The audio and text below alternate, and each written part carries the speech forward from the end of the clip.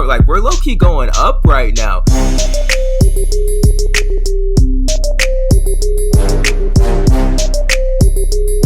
Too, I wanted to touch on your first Olympic experience in '92. So I saw that in '91 you won the world championships in the 200, but in '92 I read that you had like food poisoning and didn't advance to the final in the two, but you got gold in the 4x4. How did Talk about your Olympic experience and like how did like not making that final in the 200 that year? How much did that fuel you? Because after that, I mean, you were already killing it, but after that, bro, you were like you went on a tear, like winning all golds and all the world championships, leading up to '96 and breaking world records. But yeah, what did you learn from that experience in '92? Yeah, that was I mean that was a really really difficult experience. I mean to be ready to be world champion at that point I was undefeated for those 2 years of my at that point I was 2 years into my professional career undefeated you know just can't be beat and a lot of people don't know this but 1988 I was only 20 21 just turned 21 wasn't 21 yet and uh, yeah, I was 21. Yeah, and sophomore in college, just finished my sophomore year. I I I was supposed to be on that Olympic team. I was supposed to be in Seoul. I ran 20.07 that year for 200.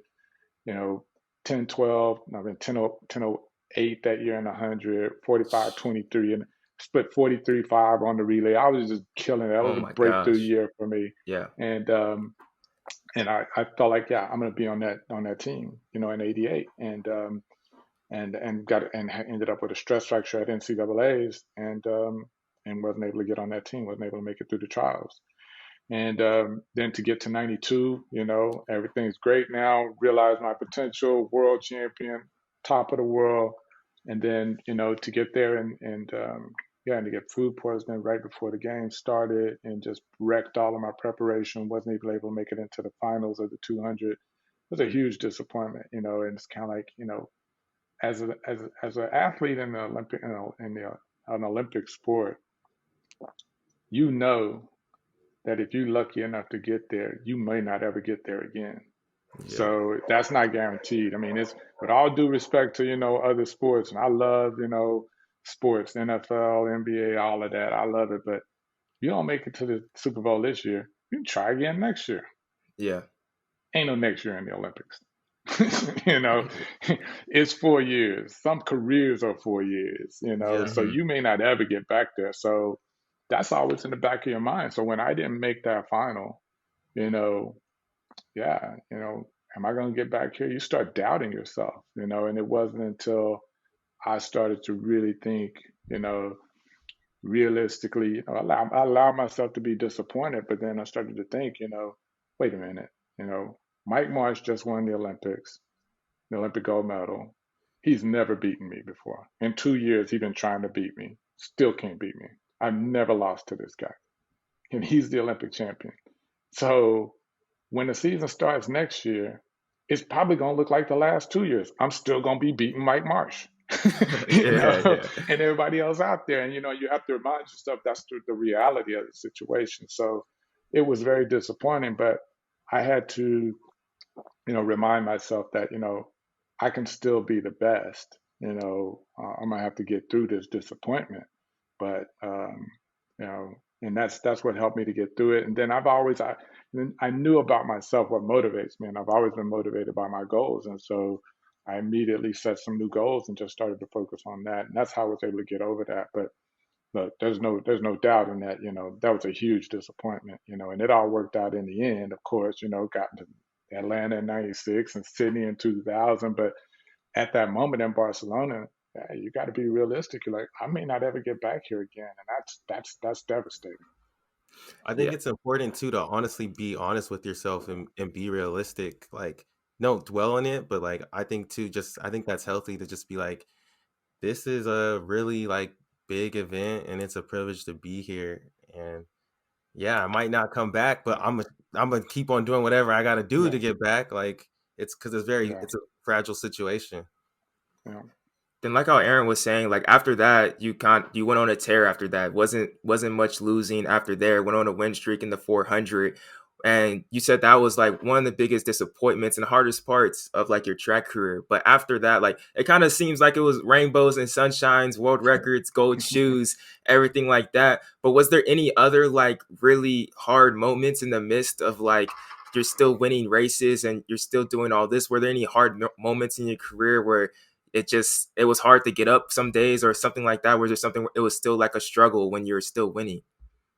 Yeah, I mean, I think people don't realize that, when you're winning all of the time, you know, I mean, that's not really what the fans want to see. I mean, like as a fan myself, you were talking earlier about, how I dominated the 400, and you start talking about Karani James and Jeremy Warren, and I prefer that because Uh-huh. that's what fans want to see. I mean, like I could see how people were probably like when I was running, like, all right, I really want to see somebody else win.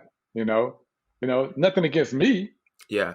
but I could see them rooting for someone else because it's like he wins all of the time. I want to see somebody else win. Yeah, I want to see some competition, Yeah. And so one of the difficulties when you are that person who is winning and dominant is knowing that, yeah, now there are people who are no longer rooting for you. When you were on your way up to the top, everybody was all for you. Yeah. And now someone new comes along and they're rooting for that person.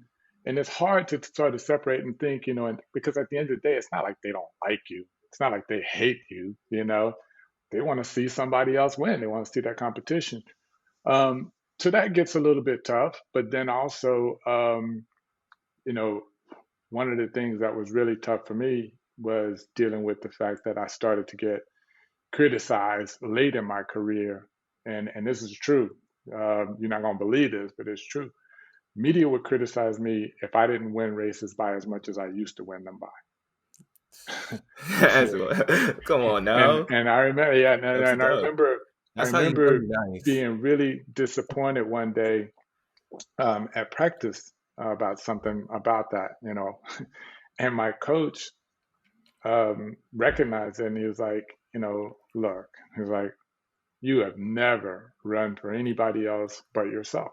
And he's like, and our objective is to win. And if you won, you won, and you need to be happy with that and not worrying about, people criticizing you for not winning races by enough. That's the position you put yourself in, and that's the bar you set. You set a really high bar, and that's the expectation people have. And but that's their expectations, and you've never been concerned with anybody else's expectations. And I was like, yeah, he's right. And that's all it took, and that again is great coaching, just Mhm. recognizing that, in me that day that I was just not really focused on practice because I was focused on thinking about, you know, I was thinking about like, yeah, why am I still out here doing this? When people are, criticizing me for something that's ridiculous as not winning races by enough, Yeah. you know, and but those sorts of things, yeah, you have to deal with that, and the expectation as well. You have to deal with a lot when it looks like it's all sunshine and rainbows, but yeah, it can be tough. And knowing, yeah, that you're the highest paid. People think you hear that LeBron James got this contract or whatever, and he's the highest paid or whatever. That was me in the sport back then. Well, now there's all of this expectation. You Mhm. Yeah. know, that you're going to do amazing things every single time you step on the track. And you can't do amazing things every single time. And you have to, it's hard to sort of balance that, knowing what the expectation is out there, but knowing what your goals are too, and being able to be stubborn enough to say, what, I'm going to stick with what I want to do and what I know in the long run is going to be best for me, and I'm going to take this hit right now of criticism or whatever it is, but in the long run I know this is what's going to be best. Yeah, yeah. You can't run great every single time, but you sure came close in your day for sure.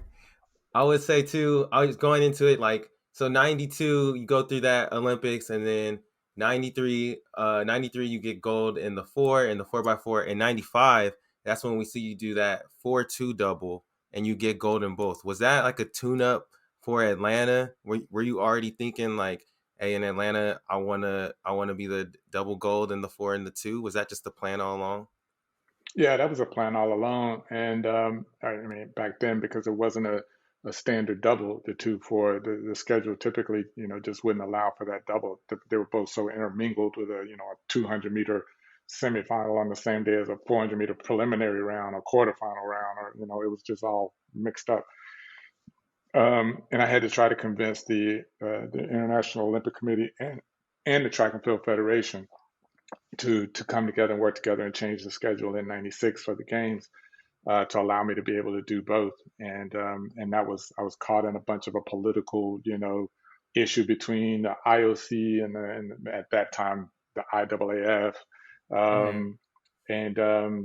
So the only way and what happened was, that was a lot of news about that, and the organizers for that '95 World Championships came forward and said, hey, you know, they may not be willing to change the schedule for you, but we're going to make our schedule conducive to a 200, 400 double. So if you want to do it, you can do it here. And of course, that then served as an opportunity. I always wanted to.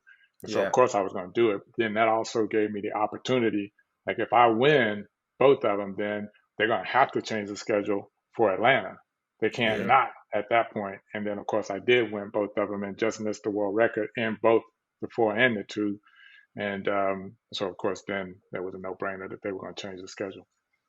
Like you But said, you yeah, and got it gave high us an value. opportunity to figure out my coaching out, sort of, what's this going to, kind of look like, from a competition standpoint, but also then knowing that, okay, now for '96, what are we going to need to do, from a training standpoint, because it's going to be even harder in Atlanta.